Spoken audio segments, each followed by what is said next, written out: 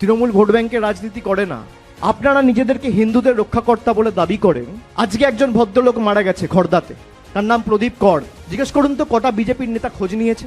Mamata Banerjee vote ব্যাংকের রাজনীতি করে। প্রথম যদি তার বাড়িতে কেউ গিয়ে থাকে সাহায্যের হাত বাড়াতে, তৃণমূলের লোকেরা গেছে।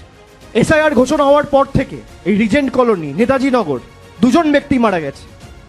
কালকে এসআইআর ঘোষণা হয়েছে, আমি তার পরিবারের সদস্যদের সাথে যোগাযোগ করেছি।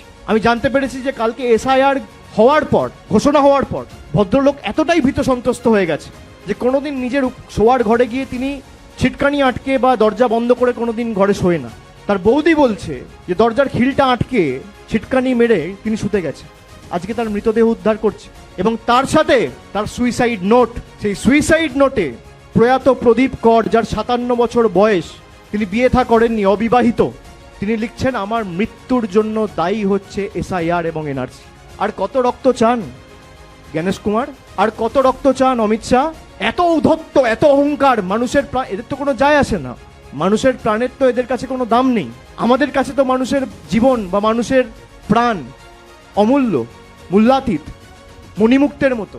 আর এদের এত ঔদ্ধত্য, অহংকার যে মানুষ মরছে এদের কিছু যায় আসে না।